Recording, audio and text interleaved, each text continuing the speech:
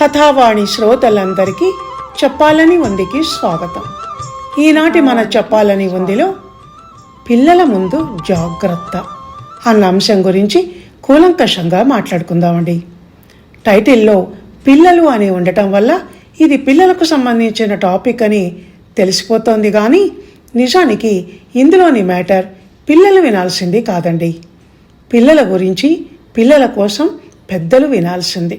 కనుక ఇది కిడ్స్ కోసం చేసిన వీడియో కాదని టైటిల్ ద్వారా మీకు తెలిసిపోతున్నా నేను మరోసారి చెప్తున్నాను. ఇంతకు విషయం ఏంటి అంటారా? అదిగో దాని గురించే చెప్పబోతున్నా. ఇంకా అస్సలు ఆలస్యం చెయ్యను. కానీ నేను రచించి నా స్వరంతో వినిపిస్తున్న ఈ వీడియో శీర్షిక మరోసారి చెప్తాను. పిల్లల ముందు జాగ్రత్త. పిల్లలు అంటే అందులో 3 నుంచి 7-8 సంవత్సరాల పిల్లలు ఉంటారు, 9 నుంచి 12 సంవత్సరాల పిల్లలు ఉంటారు. కనుక 2 కేటగిరీలుగా మనం వీళ్ళని విభజన చేసుకుందాం. నిజానికి అమ్మ కడుపులో ఉన్నప్పటి నుంచే గర్భస్థ శిశువులకే ఫీలింగ్స్, హావభావ వ్యక్తీకరణ అనేవి ఉంటాయని పిల్లల డాక్టర్లు చెప్తున్నారు. అందుకే గర్భవతులు అయినప్పటి నుంచే కాబోయే తల్లులు కోపతాపాలు, మనోవికారాలు, మనక్లేశాలు వంటివి లేకుండా ప్రశాంతంగా ఆనంద భావనతో ఉండాలని ఇప్పటి చైల్డ్ సైకాలజిస్టులే కాదు, వెనకటి తరం పెద్దలు కూడా చెప్పేవాళ్ళు. గర్భవతి అయినప్పటి నుంచి ఆ స్త్రీని తల్లి, భర్త, అత్తమామలు అంతా బాగా చూసుకోవాలని, కష్టపెట్టకూడదని కూడా చెప్పేవాళ్ళు. లోపల ఎక్కడో కుహరం లాంటి అమ్మ బొజ్జలో ఉన్న పాపాయికి బయటి విషయాలు ఎలా తెలుస్తాయి? మాటలు, శబ్దాలు ఎలా వినపడతాయి అంటే వినపడతాయి అని సైన్స్ పరిశోధకులే కాదు, అప్పుడెప్పుడో ప్రాచీన కాలంలో మన ఋషులు, వేద పండితులే చెప్పారు. ఉదాహరణకి మన ప్రహ్లాదుడే ఉన్నాడు కదా. నారదుడు హరి గురించిన విషయాలు చెప్తుంటే ఆ కథను అమ్మ కడుపులో నుంచి వింటూ కూడా కొట్టాడు. ఆ తర్వాత రాక్షస వంశంలో పుట్టినవాడైన విష్ణు భక్తుడు అయ్యాడు. దీనిని బట్టి ఏం తెలుస్తోందంటే, బయట ఎవరైనా మంచి మ్యూజిక్ వాయిస్తుంటే అమ్మ కడుపులో నుంచి వినటం, వేద మంత్రాలు, ఇంకా అమ్మ పాడే పాటలు వంటివి వింటూ వాళ్ళు ఆ జ్ఞానాన్ని సంతరించుకుంటారని చెప్తారు.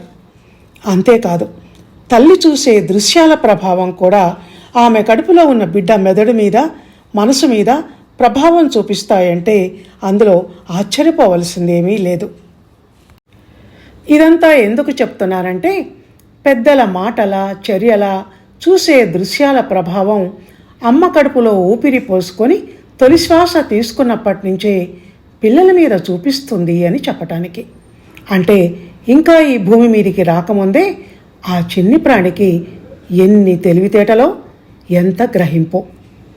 అలాంటప్పుడు బాల్య కౌమార ప్రాయంలో ఉన్న పిల్లలు తల్లిదండ్రుల, మిగతా కుటుంబ సభ్యుల మాటలను, ఇంట్లో జరిగే మంచి చెడు వ్యవహారాలను ఆకళింపు చేసుకొని వాటి తాలూకు సత్ఫలితాలకో దుష్ఫలితాలకో లోను కాకుండా ఎలా ఉంటారు? కాకుంటే ఆ వయసులో ఆ మాటల అర్థం, భావం పూర్తిగా తెలియకపోవచ్చు. తన చుట్టూ లేక తన మీద జరుగుతున్న చర్యల పట్ల విశ్లేషణాత్మకతతో అది ఇది అని తెలియకపోవచ్చు. కానీ మనం ఏ మూడ్లో ఉన్నాం, హ్యాపీగా ఉన్నామా, సాడ్గా ఉన్నామా, జాలీ మూడ్లో ఉన్నామా, కోపంగా ఉన్నామా అన్నది మాత్రం వాళ్లకు తెలిసిపోతుంది. వాళ్ళు కనిపెట్టేస్తారు. అందుకే అమ్మ నవ్వుతుంటే వాళ్ళు నవ్వుతారు, అమ్మ ఏడుస్తుంటే బిక్కముఖాలేస్తారు, అమ్మ కోపంగా ఉంటే భయపడిపోతారు. కనుకనే పిల్లల ముందు పెద్దలు అంటే మనం చాలా జాగ్రత్తగా ఉండాలి. పిల్లలే కదా, వాళ్ళకి ఏం తెలుస్తుంది, వాళ్ళకు అంత తెలివి అప్పుడే ఎక్కడి నుంచి వస్తుంది అని అనుకోవటం మన తెలివి తక్కువతనం. పిల్లల మనసులు మన మనసుల కన్నా చాలా షార్ప్గా ఉంటాయి. మనకన్నా ఫాస్ట్గా, మనకన్నా తెలివిగా వాళ్ళు ఆలోచించగలరు. కాకుంటే లోకం పోకడ, మనుషుల మనస్తత్వాలు, అన్యాపదేశంగా మాట్లాడే మాటలు, సర్కాస్టిక్గా మాట్లాడే వ్యంగ్యధోరణి, వాళ్లకు అర్థం కాకపోవచ్చు, కానీ మిగతాదంతా చాలా బేషుగ్గా అర్థమవుతుంది.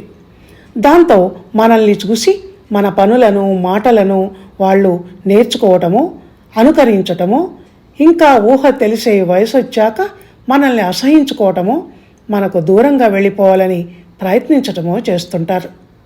కనుక పెద్దలు తస్మాత్ జాగ్రత్త. పిల్లల ముందు చాలా జాగ్రత్తగా ఉండండి. వాళ్లకు మనోభావాలనేవి ఆ వయసుకు తగ్గట్టు ఉంటాయని, వాళ్ళ పట్ల మన బిహేవియర్ బాగుండకుంటే అవి దెబ్బతింటాయని గుర్తించండి. పిల్లలది నేర్చుకునే వయసు. వాళ్ళ నాలుకలు, మనసు, బుద్ధి అన్నీ లేతగా ఎటు వంచితే అటు వంగే తీగల్లా ఉంటాయి గనక వాళ్లకు ఆ వయసులో మనం ఏది చెప్పినా త్వరగా వంట పడుతుంది. వాళ్లలోని విద్య జ్ఞానాలకు పునాది పడేది అప్పుడే గనక అది గట్టిగా ఉండాలంటే ముందు పెద్దల ప్రవర్తన సరిగా ఉండాలి.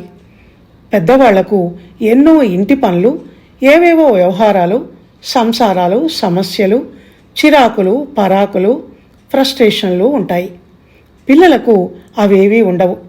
ఉన్నా అది ఒక బొమ్మ కోసమో, బిస్కెట్ కోసమో, ఆట కోసమో అయి ఉంటుంది. కనుక మన చింతలు వంతలు వాళ్ళకు అర్థం కావు.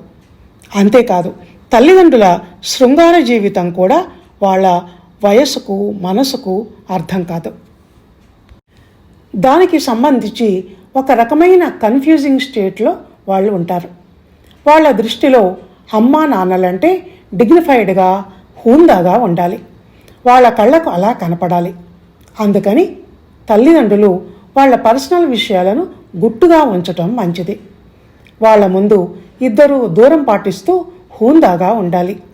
వాళ్ళ ముందే మీద చేతులు వేసుకొని కూర్చోవటం, సరస సల్లాపాలు, చిలిపి పనులు చేయకూడదు. అలా చేస్తే అప్పుడు పిల్లల దృష్టిలో చులకనైపోతారు.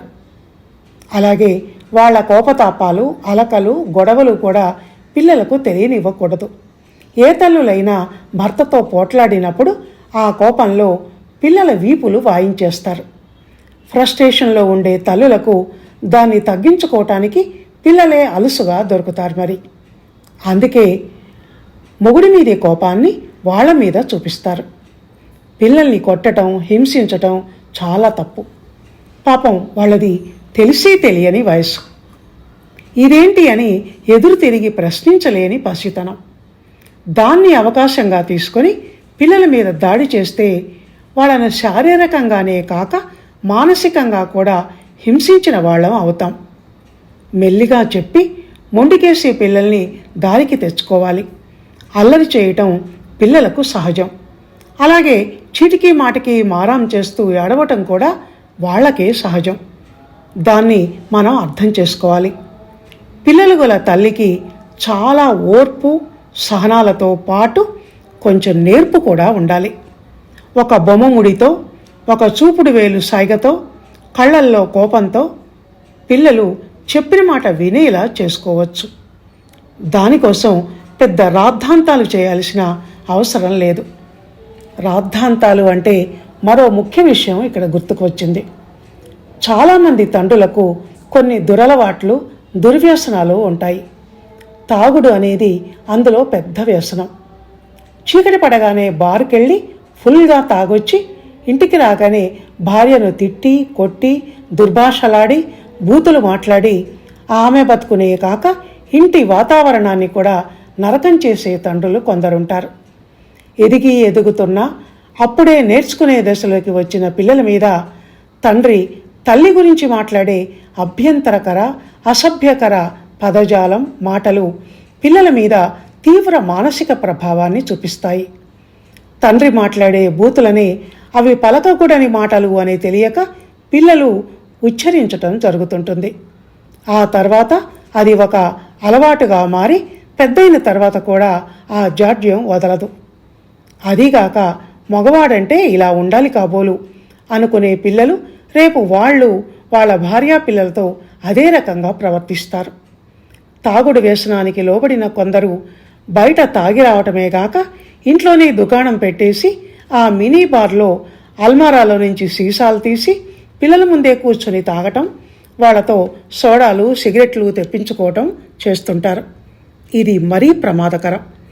అలాంటి వాతావరణంలో పెరిగిన పిల్లలు అది తప్పేం కాదు, మామూలు విషయం అని తండ్రి రోజూ వల్లించే తప్పుడు వ్యాఖ్యానాలకు అలవాటు పడి చివరకు విచక్షణా జ్ఞానాన్ని కూడా కోల్పోతారు.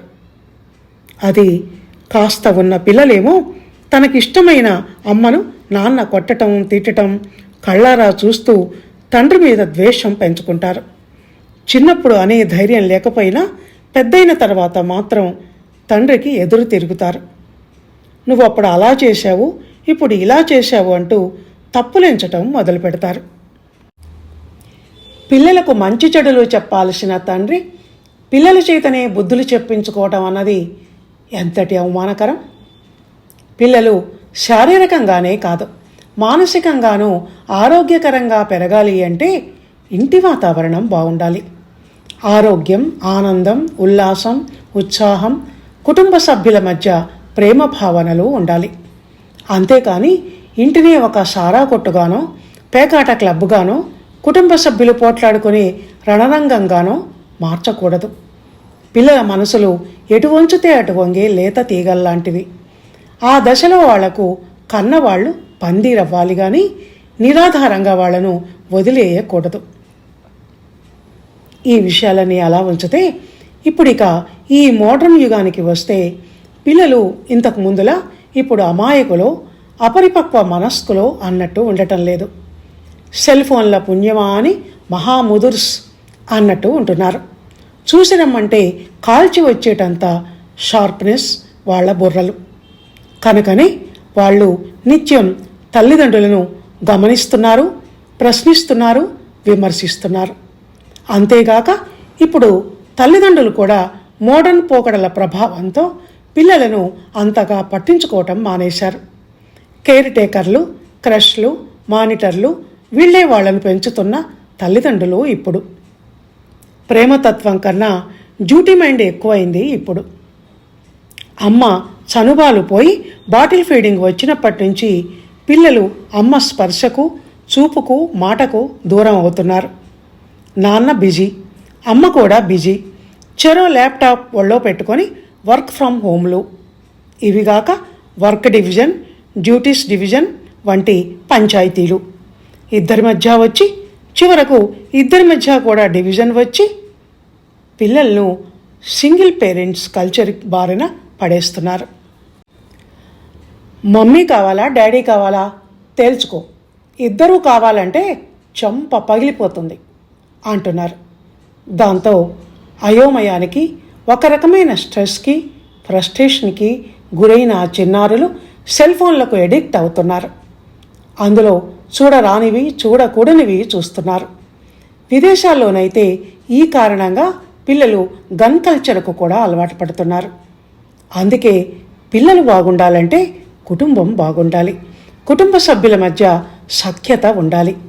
పక్షి తన రెక్కల కింద తన పిల్లల్ని పెట్టుకొని పెంచినట్టు పిల్లల్ని తల్లిదండ్రులు అతి జాగ్రత్తగా పెంచాలి. పెద్దవాళ్ళు ఏమన్నా కావాలంటే అడుగుతారు, వాళ్ళ సమస్యను, మనస్థితిని వ్యక్తం చేయగలుగుతారు. కానీ పిల్లలు అలా కాదు.